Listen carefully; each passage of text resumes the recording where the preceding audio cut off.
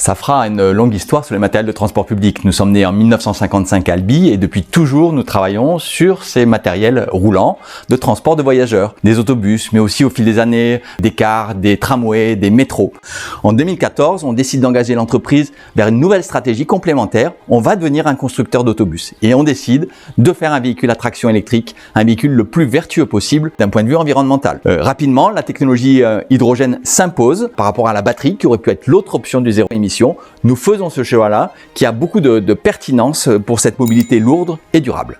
Nous avons accumulé avec les 23 bus Innova en opération à travers la France beaucoup d'expérience au roulage, beaucoup d'expérience en maintenance, en gestion du coût de possession.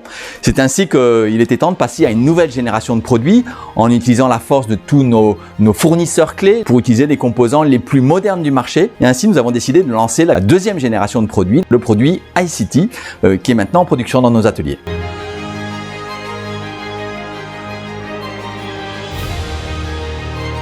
Alors, depuis toujours, nous prolongeons la durée de vie des véhicules de transport de passagers.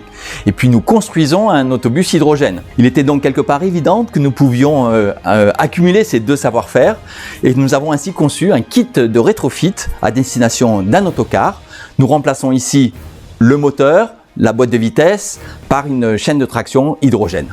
Ainsi, le véhicule repart pour sa deuxième vie de service, alors qu'il a 7-8 ans d'âge et il va opérer en mode complètement zéro émission. On est vraiment là dans l'économie circulaire qui est particulièrement pertinente dans ces temps modernes.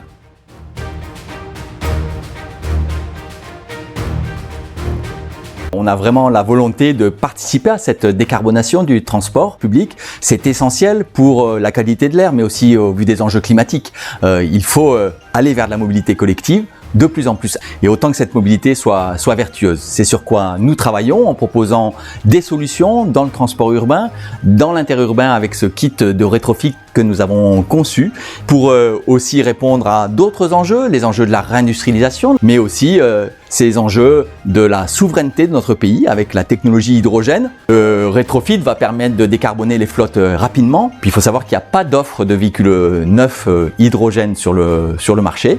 Or un autocar doit opérer des services longs de 400-500 km. C'est difficile à faire avec un autocar à batterie. L'autocar rétrofité aura donc beaucoup de pertinence et un grand succès à travers l'Europe.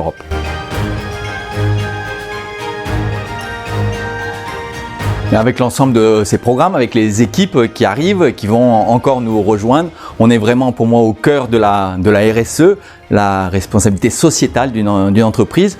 Le projet par lui-même, à travers cette mobilité durable que nous accélérons, et par nature RSE.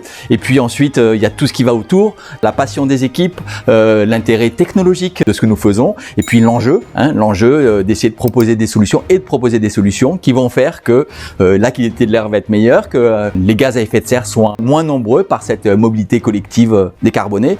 Voilà, c'est une vaste ambition. C'est peut-être qu'un petit morceau, mais nous sommes très heureux d'y participer. Et si chacun en fait un peu, écoutez, c'est comme ça qu'on va gagner la partie.